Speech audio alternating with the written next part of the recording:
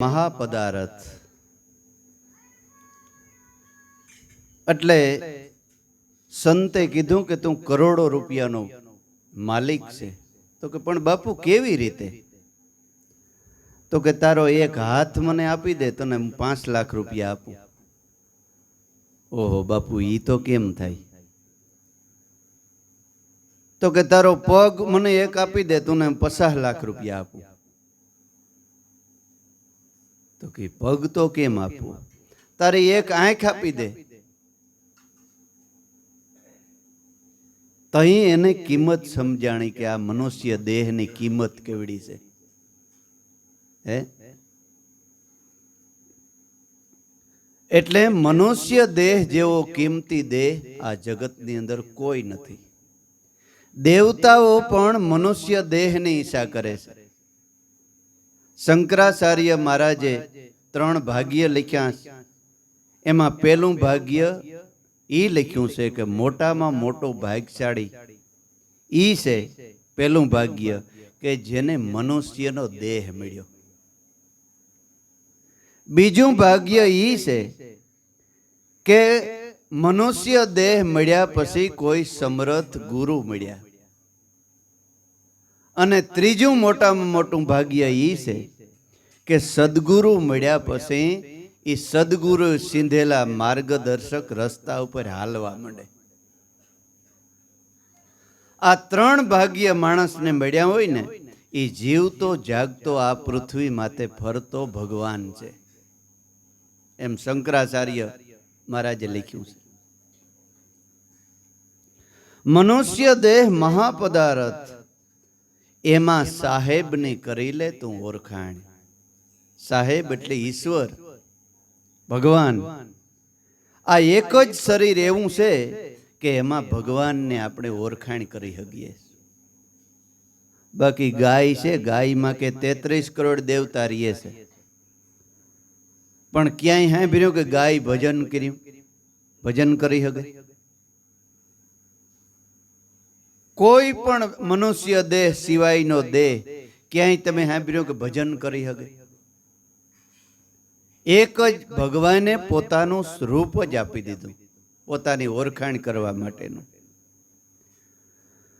તુલસી તિલક કંઠ ધરી લે તો જંખ મારે જમરાના. તો હાવ હેલું ગળામાં તુલસીને માળા પહેરી લે, અહીં તિલક કરી લે એટલે ભગવાન મળી જાય એવું લાગે. પણ તિલકનો મતલબ એવો છે, ફાયદો છે તિલકમાં કે તમે તિલક કરો ને એટલે તમે ખોટું બહુ ન કરી શકો.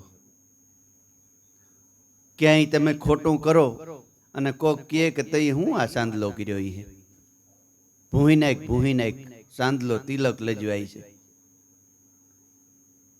કપાળમાં તિલક એ પ્રતીક છે. અને તિલક કરી અને જ્યારે જ્યારે યાદ રાખવું કે મારે તિલક, સદગુરુએ જે સત નામ આપ્યું ને એ નિર્ગુણ તિલક છે. તિલકે બ્રહ્મા, તિલકે વિષ્ણુ, તિલકે મહેશ અને તિલકે જ શિવ ને શક્તિ. જે શ્વાસોશ્વાસનું ભજન છે ને એ હૃદયનું અંદરનું તિલક છે. અને આ કરીએ છે ને એ બારોબારનું એનું પ્રતીક છે. સદગુરુએ શ્વાસોશ્વાસનું ભજન આપ્યું ને એને આ ઘણી ઘણી યાદી કરાવે છે. કપાળમાં તિલક કર્યું હોય ને એટલે ઘણી ઘણી કે મને સદગુરુએ તિલક આપ્યું છે. એ આ તિલક. તુલસીની માળા એટલે તમારો શ્વાસ ને ઉશ્વાસ. મારા ગુરુજીએ મહામંત્ર આપ્યો, મેં રાખ્યો મારા રુદિયાની માય. નિરંજન માળા મેં પહેરી, ઓહમ સોહમના મણકા પરોવ્યા, એમાં જપું હું તો અજંપાના જાપ. મારા ગુરુજીએ મહામંત્ર આપ્યો, મેં તો રાખ્યો મારા રુદિયાની માય. જેવી રીતે આપણે હાથમાં બયાના ત્રાજવા ત્રોફાવીએ ને એવી રીતે સત્ય નામ આપણા દિલમાં ત્રોફાઈ જવું જોઈએ. આ ત્રાજવા નહીં નીકળે, હાથ પણ વિંધીને ઊંડા ઉતરી ગયા હોય. એ મહાણમાં બરે ને તે ભેગા બરે પણ નીકળે નહીં. એવી રીતે સત્ય નામ સદગુરુએ આપ્યું. એ દિલમાં, દિલ એટલે તમારું પ્રાણ, એમાં સપાઈ જવું જોઈએ. છેલ્લી ઘડી એ સાથે જવું જોઈએ. એટલી બધી એમાં લોહ લગ્ની આપણે હોવી જોઈએ. માટે સવારામ બાપાએ કીધું કે મરણ તિથિનો છે મહિમા મોટો. કઈ તિથિનો? મરણ તિથિનો. મરી ગયા પછી જે ઉજવાય છે ને એ તિથિ નહીં, આપણી છેલ્લી ઘડી જે મરણ વેળા છે ને એ ઘડી. એ ઘડીએ, છેલ્લી ઘડીએ સદગુરુ સામા ઉભા હોય ને ભજન હાલતું હોય અને આ દેહ પડે ને, એ જીવતો જાગતો દેવકોટીનો આત્મા છે. એ નક્કી જ છે એમ. પણ એને પૂરેપૂરી શ્વાસોશ્વાસના ભજનથી ટેવ પાડવી જોઈએ કે છેલ્લા શ્વાસ સુધી ભૂલાય નહીં. તુલસી તિલક કંઠ ધરી પછી જખ મારે જમરાણા. પછી જમડા જમ બિચારા શું કરી શકે? હે, જમનું કઈ ન આવે. માટે કર બંદગી સદગુરુ સાહેબ કી, નિર્ભય હો જાના, નિર્ભય હો જાના. સુન સમાધિ ધ્યાન જો લાગે, આવા ગમન તો ભાગે. એમ કરતા, ભજન કરતા કરતા કરતા શૂન્યકાર સ્થિતિ થઈ જાય. શ્વાસોશ્વાસમાં મન ભળી જાય, બ્રહ્માકાર થઈ જાય મન. સોન સમાધિ ધ્યાન જો લાગે, તો આવા ગમનના ફેરા મટી જાય. આવું જાવું આવન રે જાવન ને ગલીઓ છે વાંકી, સમજણ ને સુધી અમને દેજો, સદગુરુ મારા શરણોમાં લેજો. આવન જાવન ની ગલીઓ બહુ વાંકી છે, દેખાય છે નજરે. આ 84 લાખ યોની છે ને, એ આવન જાવન ની ગલીઓ છે. જો સમરણ ન ભૂલાય, સમરણ કી સુધ લેત હે, જબ ભીડ પડે ગજરાજ. જાકો जुग में कोई नहीं, ताको है गरीब नवाज. હાથી પાણી પીવા જાય છે, પાણીમાં મગર રહે છે.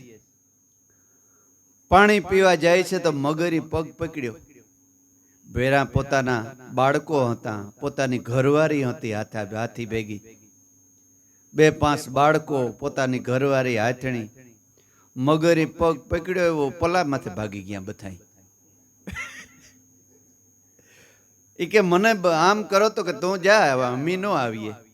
હે, એ સંસાર છે, આ સંસારનું દ્રષ્ટાંત છે. તમને એમ કે આ બધા હાલીએ ભેગા પણ કોઈ નો આવે. પછી કે આ તો હાથીને એમ થયું કે ઓહો, મારા માટે પ્રાણ દેવા પણ તૈયાર હતા, એ સેટા ભાગી ગયા. ત્યારે એને સમરણ કી સુધ લેત હે, જબ ભીડ પડી ગજરાજ. એટલી ભીડ પડી ને તે ભગવાન યાદ આવ્યો. સૂંઢમાં કમળનું ફૂલ લઈ અને કે એક ભગવાનને ચડાવ્યું. સુદર્શન ચક્રથી જોડને મારી કટકા કર્યા, ભટકમાં જોડાવી ગજની ફાંસી. ઈ વેળાના આવજો એ તમે વનરા વનના વાસી, મેં પણ તોરી છે દાસી. જીવણ સાહેબ કે એક ફટકમાં આમ ફૂલ તોડ્યું તો અધ્વચારે પૂગી આવ્યો. ક બોલ્યો, દ્રૌપદી ક બોલી ને તો વાં શૂન્ય થઈ ગયું દ્વારિકામાં. ન બોલી અધ્વચારે પૂગી ગયા, અને ય બોલ્યા ને તો 999 શીર પુરાઈ ગયા. વાં અષ્ટપટરાણિયું કે આ શું થયું, આને થયું હું? કાં આ બેભાન થઈ ગયા, આ ક્યાં વયા ગયા? શરીર જ ન્યા જ પડ્યું હતું. 3 અક્ષર બોલાણા ને તો 999 વાં શેર પુરાઈ ગયા. હવે આને ઝડપ તો જો, એને જવા આવવા પણ સેજ નહીં, એ ન્યા જ છે. અહીંથી મોબાઈલમાં તમે અમેરિકા વાત કરો તો અહીંથી પૂગતા કેટલી વાર લાગે, પણ ન્યા જ સંભળાય કે હાલો, એ ન્યા સેજ, એને જાવા પણ ક્યાં છે, એ ન્યા સેજ હાજર જ છે. નકર આપણે ન્યા પૂગવું હોય તો કલાકો નીકળી જાય, દિવસો નીકળી જાય. તો અહીં હાલો બોલ્યો, ન્યાય પડ્યો તો હાલો હતા. સેજ ન્યાય એનો ભરોહો રાખો. પણ આપણે ગાયનો ભેંનો ભરોહો હોય, પણ ગુરુ ગોવિંદનો ન હોય કે અમારે બે પાડીએ જ વ્યાય, એને પાડો આવે જ નહીં ભાઈ, કોક દી આવે. એનો રખે ભરોસા ગાય ભેંસ કા, ગુરુ ગોવિંદનો જરાય નહીં. આમાં ભરોસો પૂરેપૂરો રાખો કે અહીં મારી બાજુમાં જ બેઠો ઈશ્વર. સુખ દુઃખ ઈ કોઈ મારું કર્મ હે એટલે આવ્યું હે, પણ એને આ જવા આવવા પણ છે જ નહીં. સુન સમાધિ ધ્યાન જો લાગે, આવા ગમન તો એથી ભાગે. શૂન્ય મુકામ સાંધે, 24 કલાક ઈ જ રટણ. કોઈ કર્મ તમારે કરવાનું નથી બીજું. જો શૂન સમાધિ લગાડવી હોય તો આ ભૂલ્યા વગર કરો ને તો વાંધો નહીં. બાકી જો ભજન ભૂલાઈ ગયું અને ધર્મ કરવા જાય ને તોય ધાડ થાય. ભજન ભૂલાઈ ગયું, સમરણ ભૂલાઈ ગયું અને કરોડો રૂપિયાનું તમે દાન કરી લખ્યો ને લેખે નહીં લાગે. પણ એ કરોડોનું દાન ન કરો તો વાંધો નહીં, પણ સમરણની શુદ્ધ લે, એમાં શુદ્ધતા 24 કલાક હોય ને તો તમારો ઉદ્ધાર છે. ભીડ પડે ગજરાજ, જાંકો જુગ મેં કોઈ નહીં, તાંકો હે ગરીબ નવાજ. જેનો જગતમાં કોઈ નથી ને એનો ભગવાન કે હું બેઠો છું. બધાયની માંથી તમારી આશા તૃષ્ણા સમેટાઈ જાય ને તઈ ભગવાન તમારી ઉપર નજર કરે. બાકી જ્યાં સુધી બીજે તમારી નજર હોય ને ત્યાં સુધી ભગવાન ન કરે. દેખી જ છે ને, આપણે હગાવાલામાં ઘણા ન કરતા હોય કે ભાઈ થોડોક ઓલો દુખી છે તે, તો કે એને ધોડી લેવા દે શિયારી કોર, ભલે ધોડે, મારા પાસે આવ્યું છે ને તઈ હું કે એને હે જે લેવા દે બધા, ભલે બધા હળિયું કાઢી લઈએ. એવી રીતે એક સતનામ કી સુધ લેત હે, ભીડ પડી છે. ઈશ્વરના નામનું સ્મરણ કરતા કરતા છેલ્લી ઘડી સુધી તો તમે કોઈ દી મરતા જ નથી. અને મરે ઈ કોઈ દી માણસ ન કહેવાય. અવિનાશી ચેતન બ્રહ્મ જાગે, નિરંજન હે નિર્વાણા, હે નિર્વાણા. અવિનાશી, જેનો કોઈ દી નાશ જ ન થાય, એવો અવિનાશી તત્વ નિર્વાણ છે. આ વાણીથી પર છે, આ વાણીમાં બોલાય એવો નથી. નિર્વાણ, વાણી બોલતી બંધ થઈ જાય ને એ કોઈને કહેવાય એવો નથી. તમે કયો કેવો ભગવાન છે તો એ કહેવાય એવો નથી. મૂંગે સાકર ગળી ગળામાં, સમજ મુસ્કાય, એવો છે આ ખેલ. તમે કહો કે સાકર કેવી ગળી છે, એનો જવાબ નથી. ગળપણ કેવું છે એ તમે લખી ન શકો. એ તો મોઢામાં મૂકીએ ને તઈ ખબર પડે ગળપણ આવું છે. સહજ સમાધિ સહજ સ્વરૂપા. સહજ સમાધિ એનું રૂપ જ સહજ છે. સમાધિ પણ સહજ અને એનું રૂપ પણ સહજ. એસા સદગુરુ મેરા ભાણા, એવો સદગુરુ મારો ભાણ સાહેબ. ભાણ એટલે રવિ સાહેબ ને ભાણ સાહેબ ઈ જ પોતાનો આત્મા. એના ગુરુનું નામ જ આત્માનું નામ આપી દીધું કે મારો ગુરુ ઈ જ આત્મા, ઈ જ ભાણ. કહે રવિરામ સાયા નહીં ધૂપા, સકલ વસ્તુ હે અનુપા. કહે રવિ સાહેબ કે એનું કોઈ રૂપ નથી અને અનુપા, એને કોઈ ઉપમા આપી શકાય એમ નથી. એવો આત્મા પરમાત્મા છે, એમાંથી જો નિર્ભય થઈ જવું હોય તો કર બંદગી સદગુરુ સાહેબ કી. निर्भय हो जाना, निर्भय हो जाना. सदगुरु साहेब की बंदगी करवी એટલે શ્વાસે શ્વાસે સ્મરણ કરવું. કબીર સાહેબ કે મેં ટેક ગ્રહી શકે નહીં કોઈ. એક પલ હું સતનામને વિસરું તો મને બ્રહ્મ હત્યાનું પાપ હોય. મેં એ ટેક લીધી છે.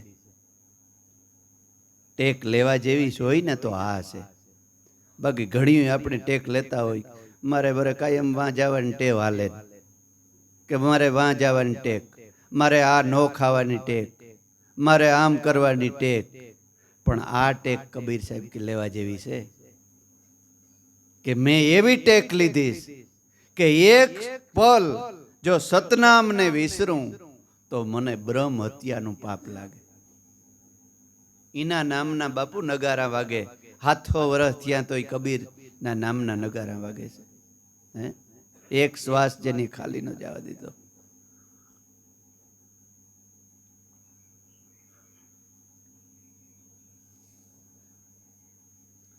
એટલે ટેક લેવી તો સત્ય નામના ભજનની લેવી. એટલે એ સંતોને આપણે યાદ કરવા પડે કે આની કેવા ભજન કર્યા, કેવી એને લગ્ની, કેવો એનો ભાવ ઈશ્વર પ્રત્યેનો. ગયા માસે આપણે મહાત્મા મૂળદાસની વાત કરતા હતા કે લોહલંગરી બાપુના આશ્રમની અંદર આવ્યા 3 વ્યક્તિ આવ્યા. ધોમ તડકો અને શેટે પોલાથી હાલી મોઢા ઉપર ખૂબ થાક દેખાય છે. બાપુએ પૂછ્યું, પાણી બાણી પાયું અને ધીમેકથી પૂછ્યું કે આવું કેમ આવ્યા? તો કે બાપુ, અમારો ફૂલ જેવો દીકરો, એકનો એક દીકરો લગ્ન થયા અને બીજે ત્રીજે દિવસે જ ઘર છોડી લાકડા કાપવા, કોલસા પાડવા ગયો, ત્યાંથી જ નીકળી ગયો, ક્યાંય પતો નથી. તો કે તમે? તો કે એ અમારો દીકરો છે, આ અમારી ઘરવાળી ગંગાબાઈ છે અને આ અમારા દીકરાની વહુ છે. ક્યાંય સંભાળ, ક્યાંય વાવડેના? તો કે હા બાપુ. ક્યાં? આપના આશ્રમમાં. મૂળિયો? તો કે હા, ઈ મૂળિયો, ઈ જ અમારો દીકરો. બાપુ બોલાયો સહકો કે મૂળિયા? તો કે હા બાપુ. આવે તો ત્રણેય ઊભા છે. માતા પિતાને વંદન કર્યા અને બાજુમાં બેહી ગયા. બાપુએ પૂછ્યું કે મૂળદાસ? તો કે હા બાપુ. આ કોણ છે? તો કે એ મારા પિતાજી છે. તો કે આ બાજુમાં બેઠા એ? તો કે એ મારી મા છે. આ ત્રીજી વ્યક્તિ છે એ? તો કે એ બાપુ મારી ધર્મપત્ની છે. તો કે તું એમ કહેતો હતો કે બેટા મેં સંસાર નથી કર્યો? તો કે બાપુ વાત હાસી, હું ખોટું બોલ્યો, પણ ઈશ્વર ભજન કરવા માટે. મેં એવું સાંભળ્યું હતું કે કોઈ સંસારીને તમે શરણમાં લેતા નથી, એટલે મારે એવા કોઈ સદગુરુ મને તમારા જેવા મળતા નહોતા, એટલે તમારા શરણ ગ્રહવા માટે થઈ અને હું આ શબ્દનું ખોટું બોલ્યો. હવે મને સજા દંડ જે દેવો એ દિયો, ખોટું ન બોલાય. તો કે બાપુ બોલાઈ ગયું, મને માફ કરો અને તમારો દંડ દિયો હું ભોગવવા તૈયાર છે. તો કે દંડ તો હું હવે ન દઈ શકું, પણ તારે કર્મ તારું થોડુંક ભોગવવું પડશે. કારણ કે કુંવારી દીકરીને એમને મેલીને તું ભાગી આવ્યો, એનો નિહાહો તને ના મળી, એ ભોગવવો પડીએ. પણ સદગુરુ માથે વિશ્વાસ રાખજે, એમાંથી હોના જેવો થઈને નીકળીશ. જ્યાં હવે મા બાપની સેવા કર અને સંસારમાં રહીને ભજન કરી, મારો આદેશ છે. અને સત્ય નામ અને વિશ્વાસ રાખજે. સદગુરુ મહારાજ કાયમ ભેગા છે. એ મૂળદાસ બાપુ માતા પિતાને સાથે ત્યાંથી હાલી નીકળે છે હાલતા હાલતા હાલતા અમરેલીના પાદરમાં એક કાનજી ભગત લુહારને ન્યા સાંજ પડી ગઈ અને ન્યા રાત રોકાઈ છે. સાંજની વેળાએ ખાઈ પી અને બે ઘડી બધાય બેઠા છે. એટલે કાનજી ભગતે પૂછ્યું કે તમારો દીકરો કેટલા વર્ષ થયા? તો કે 12-15 વર્ષ થઈ ગયા. એટલે કાનજી ભગતે મૂળદાસને પૂછ્યું કે બીજું તો ઠીક મુરિયા, તું સંતના અને સદગુરુના શરણમાં 12-15 વર્ષ કાઢ્યા, તો એવી કંઈક બે અનુભવની વાત કર તો ખબર પડે કે તું કયે રસ્તે હાલ્યો અને શું કામ ગયો તો. તો કે મારા માતા પિતાની આજ્ઞા હોય અને તમારી અને મારા મા બાપની આજ્ઞા હોય તો મારી ગુરુ કૃપાથી બે શબ્દ કહું. મા બાપ કે બેટા કે શું તે અનુભવ કીધો? તો કે પહેલા ઈશ્વર ભજન કરવા માટે આપણું મન રંગાવવું જોઈએ. મન રંગાણા વિના કોઈ દી ભક્તિ ભાવે નહીં.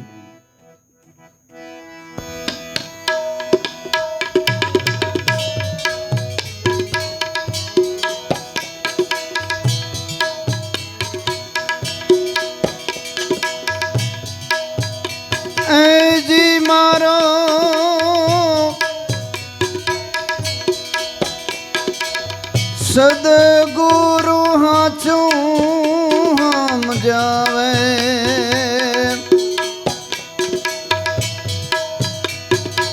નારાયણ સ્વામી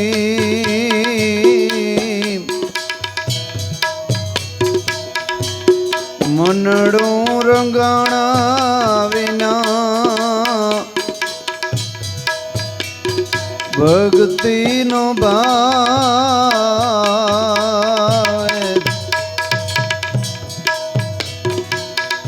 ભીતર ભીંજણા વિના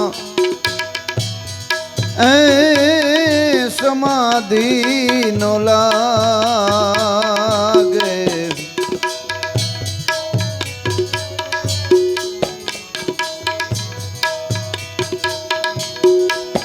મનડું રંગાણું જ્યારે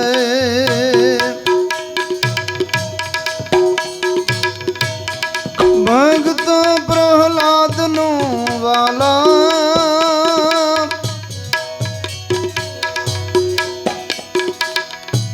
એજી મનડું રંગાણું જ્યારે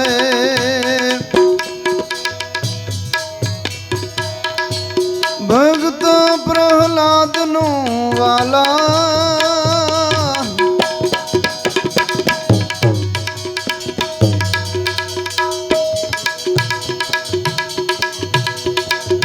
એજી તો થંભમાં કીડીને ચલાવે,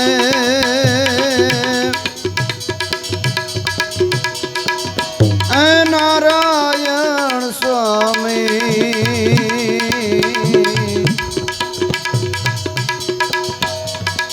એજી તો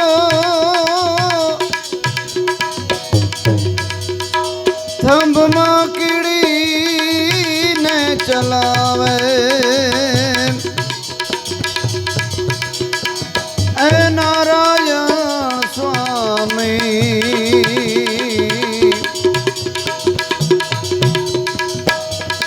મનડું રંગાણા વિના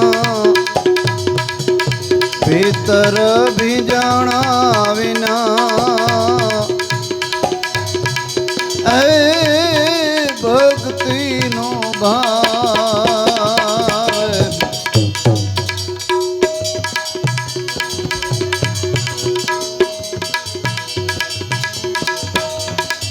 મનડું રંગાણું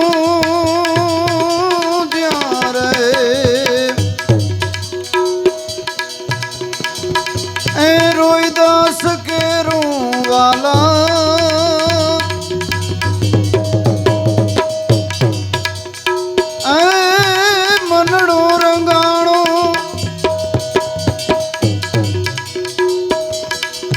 રોઈદાસ કેરું વાલા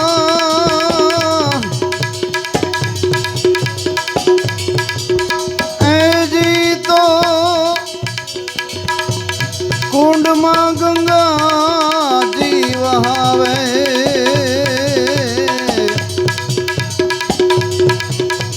એ નારાયણ સ્વામી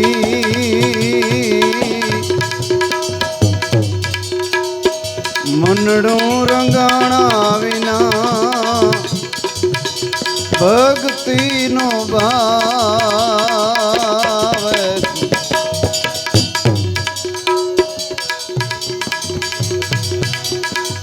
ભીતર રે ભીંજાણા વિના સમાધિ ન લાગે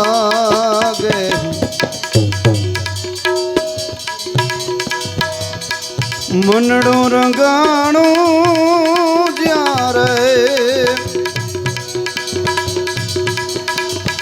એ મીરાબાઈનો વાલા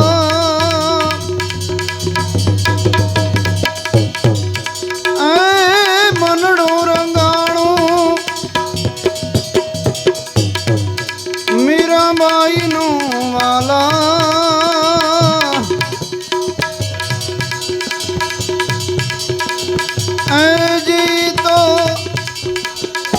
ઝેર ના કટોરા બજાવે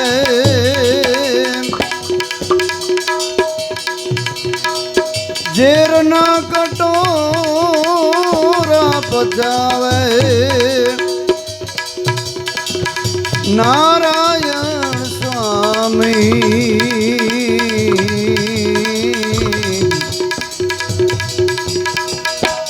મનડું રંગાણા વિના ભક્તિનો ભાવ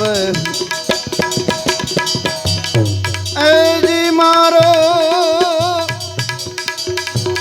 સદગુરુ હાચું સમજાવે એ નારાયણ સ્વામી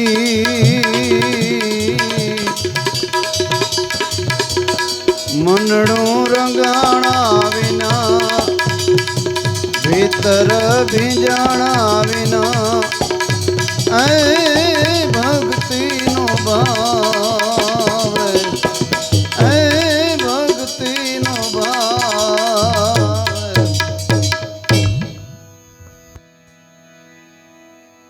મૂળદાસ કહે કે પિતાજી જ્યાં સુધી આપણું મન ન રંગાય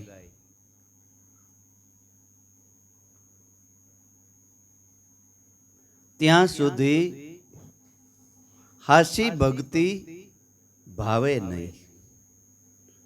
રામ રામ રામ રામ કરતા જાય ને કે દૂધમાં પાણી નાખતા જાય. આમ તો ભક્તિ કરતા હોય કે અમે ભક્તિ કરીએ છીએ. રામ રામ રામ રામ કરતા જાય ને ચટણીને ભૂકીમાં લાકડાનો ભૂકો ભેરવતા જાય. એમ જયદેવ બાપા કહેતા વિજાપુર. હે મન જ્યાં સુધી ન રંગાય ભક્તિના રંગમાં રંગાઈ ત્યાં સુધી હાસી ભક્તિ થતી નથી. મૂળદાસ બાપુ કહે છે મનડું રંગાણું જ્યારે પ્રહલાદનું બળતા થંભમાં કીડીને હલાવે. પ્રહલાદ રાક્ષસનો દીકરો હતો છતાંય સંત કહેવાણો, અને રાવણ બ્રાહ્મણનો દીકરો હતો છતાંય રાક્ષસ કહેવાણો. કર્મે જાતિ છે, ધર્મે જાતિ નથી. પોતાના કર્મ કેવા છે ને એ પ્રમાણે જાત થાય છે. પ્રહલાદ નગર રાક્ષસનો દીકરો છતાંય બ્રાહ્મણ સંત કહેવાણો, અને રાવણ પુલસ્ય ઋષિનો દીકરો બ્રાહ્મણનો દીકરો અને રાક્ષસ કહેવાણો. લ્યો ત્યાં જાત ફરી ગઈ કર્મ પ્રમાણે. કર્ણા કુંભાર અને શ્રીબાઈ સતીનો પ્રહલાદ માથે હાથ મુકાણો અને અડગ મન થઈ ગયો. ઓહો મારો બાપ તો રાક્ષસ છે, આમ ભગવાન મળે? અને પ્રતીતિ બેહી ગઈ. પહાડ માથેથી પસાડ્યો, અગ્નિમાં બાળ્યો, હાથીના પગ નીચે કચરાયો, છતાંય મન ડગ્યું નહીં. જો વિચાર તો કરો. અને આપણે માથું દુખે તો શંકા ગદને મારું હારું પેલું કર્યું નથી એટલે નહીં દુખ્યું હોય ને. હમણાં મૂક્યું બધું ગુરુને કહેવાયથી કાસો પસો ડગી માંદો પડે.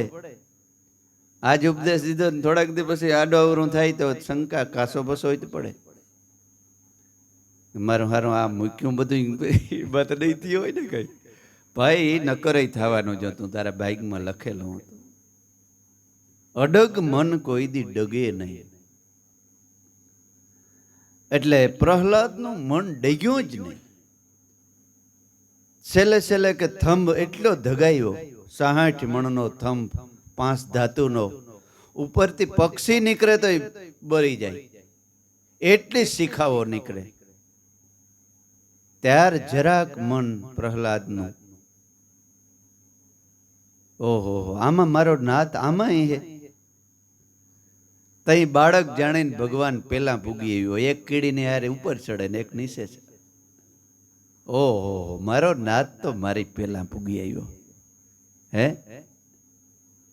પણ થંભ એટલે હું? થંભ એટલે આ દેહ હો, આપણો દેહ. કીડી એટલે તમારી સુરતા.